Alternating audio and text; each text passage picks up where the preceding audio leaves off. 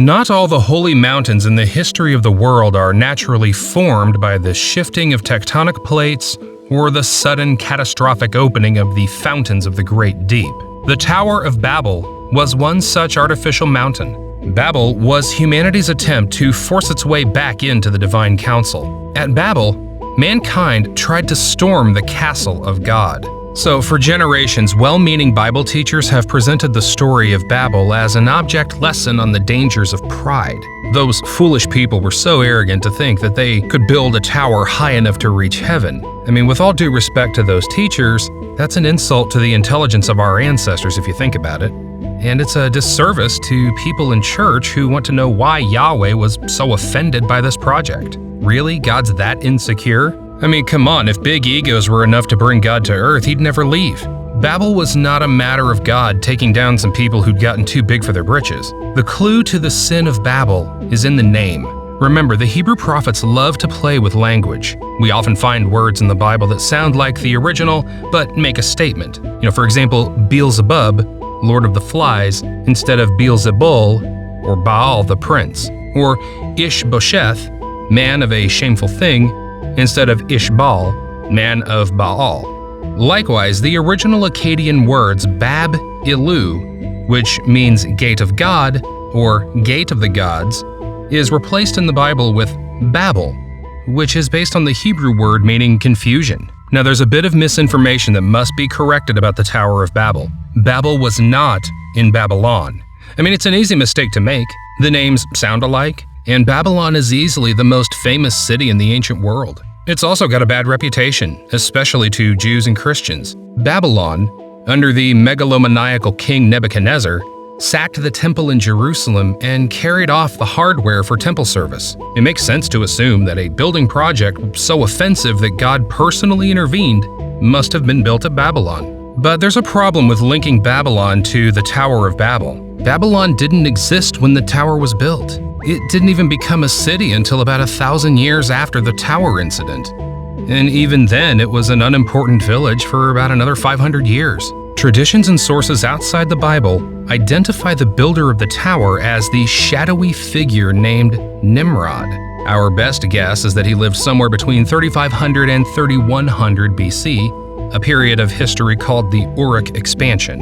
This tracks with what little the Bible tells us about Nimrod. In Genesis 10, we read, "The beginning of his kingdom was Babel, Erech, Akkad, and Calneh in the land of Shinar." As discussed in one of our previous videos, the land of Shinar is Sumer and Erech is Uruk. Uruk was so important to human history that Nimrod's homeland is still called Uruk, 5,000 years later. We just spell it differently, Iraq. Akkad was the capital city of the Akkadians, which still hasn't been found, but was somewhere between Babylon and ancient Assyria. Babylon itself was northwest of Uruk, roughly 300 miles from the Persian Gulf in what is today central Iraq. But it wasn't founded until 2300 BC, at least 700 years after Nimrod. And it wasn't the Babylon as we think about it, until the old Babylonian Empire emerged in the early part of the 2nd millennium BC. So where should we look for the Tower of Babel? The oldest and largest ziggurat in Mesopotamia was at Eridu, the first city built in Mesopotamia. Scholars put its founding at around 5400 BC. In recent years, scholars have learned that the name Babylon was interchangeable with other city names, including Eridu. So Babylon didn't always refer to the city of Babylon in ancient texts. Eridu never dominated the political situation in Sumer after the reigns of its first two kings, Alulim and Alalgar. But as the home city of Enki, god of fresh water, wisdom, and magic, Eridu was so important to Mesopotamian culture that more than 3,000 years after Alalgar, Hammurabi the Great was crowned not in Babylon, but in Eridu, even though it had ceased to be a city about 300 years earlier. Even as late as the time of Nebuchadnezzar, 1100 years after Hammurabi, the kings of Babylon still sometimes called themselves Lugal-Nunki, king of Eridu. So why? What was the deal with Eridu? Archaeologists have uncovered 18 levels of the temple to Enki at Eridu. The oldest levels are the A Abzu, a small structure less than 10 feet square dating to the founding of the city. And consider that the spot remained sacred to Enki long after the city was deserted around 2000 BC. The temple remained in use until the 5th century BC, nearly 5,000 years after the first crude altar was built to accept offerings of fish to Enki, the god of the subterranean aquifer, the Abzu. Now, this is where we get to tell you that Abzu, ab equals water plus zu equals deep, is very likely where we get our English word abyss. And the name Enki is a compound word itself. En is Sumerian for Lord, and Ki is the word for earth. Thus, Enki, god of the Abzu, was Lord of the earth. Do you remember Jesus calling someone the ruler of this world?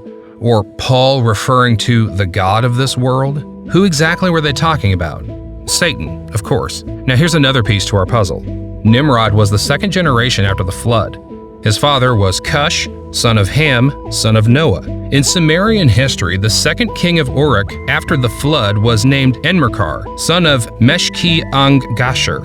Now, get this. An epic poem from about 2000 BC called Enmerkar and the Lord of Aratta preserves the basic details of the Tower of Babel story, including the confusion of language among the people of Sumer. Now, we don't know exactly where Aratta was, but guesses range from northern Iran to Armenia. And honestly, this would be interesting. I mean, not only is Armenia located near the center of an ancient kingdom called Urartu, which may be a cognate for Aratta, it's where Loa landed his boat, the mountains of Ararat. So it's possible Nimrod/Enmerkar was trying to intimidate the people, his cousins basically, who settled near where his great-grandfather landed near the Ark, but we just don't know. Wherever it was, Enmerkar muscled this neighboring kingdom to compel them to send building materials for a couple of projects that were near and dear to his heart. Besides building a fabulous temple for Inanna, the goddess of, well, prostitutes, Enmerkar/Nimrod also wanted to expand and upgrade Enki's Abzu, the abyss. Let the people of Aratta bring down for me the mountain stones from their mountain. Build the great shrine for me. Erect the great abode for me. Make the great abode, the abode of the gods, famous for me. Make my me prosper in Kulaba. Make the Abzu grow for me like a holy mountain. Make Eridug gleam for me like the mountain range. Cause the Abzu shrine to shine forth for me like the silver in the lode. When in the Abzu I utter praise, when I bring the me from Eridug, when in lordship I am adorned with the crown like a purified shrine, when I place on my head the holy crown in Unug Kulaba, then may the great shrine bring me into the Japar, and may the Japar bring me into the great shrine. May the people marvel admiringly, and may Utu witness it in joy.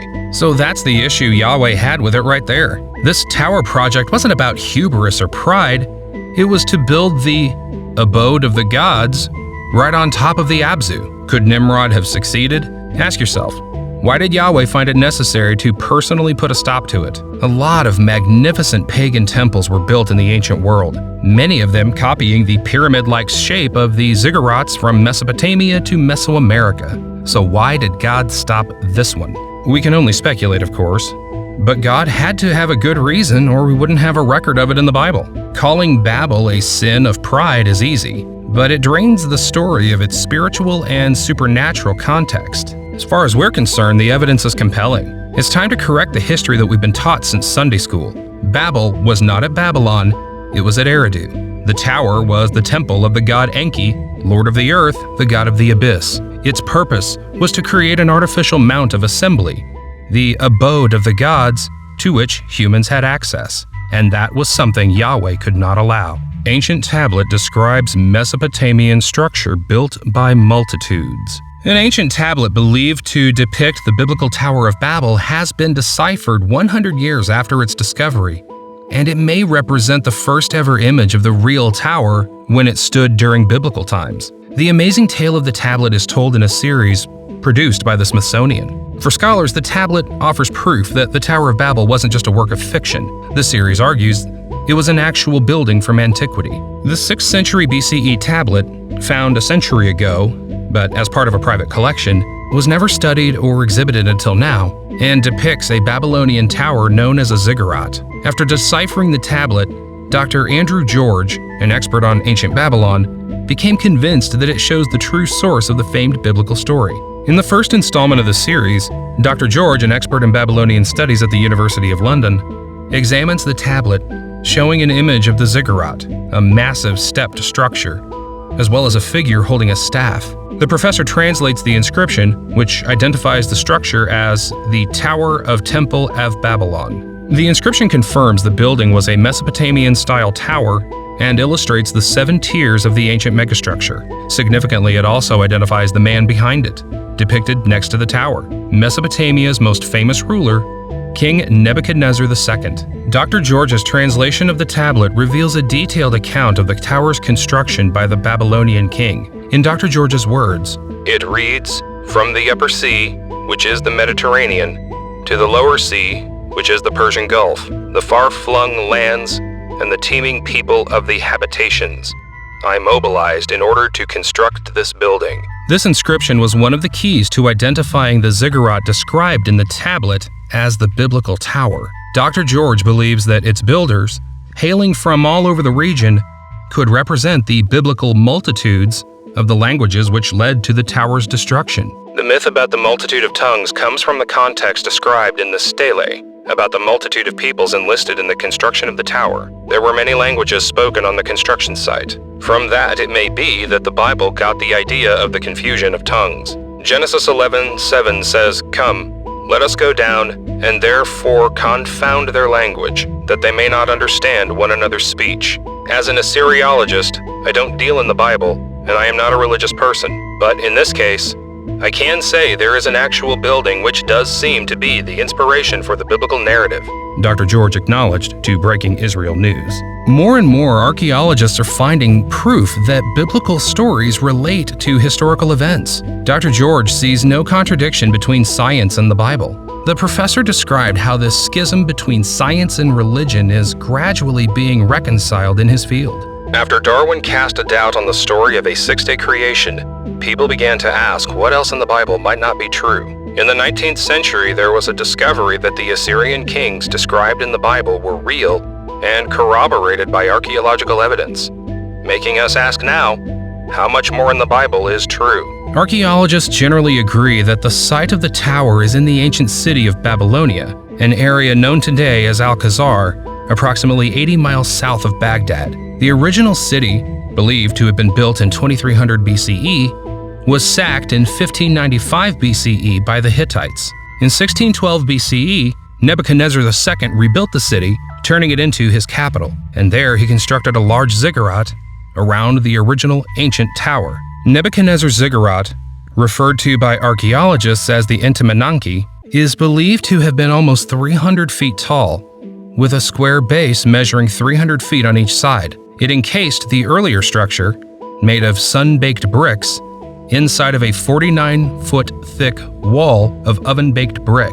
Until the U.S. incursion into Iraq in 2003, the site was neglected due to local people stealing the ancient bricks for construction. Saddam Hussein reconstructed part of ancient Babylon in 1985, destroying sections of the ancient ruins. Harkening back to the ancient practice, he added his own inscription, stamping it into the bricks. This was built by Saddam Hussein, son of Nebuchadnezzar, to glorify Iraq, and installing a huge portrait of himself alongside the biblical king. If you enjoy this video and want to see more like it, please consider subscribing to us and hitting the like button.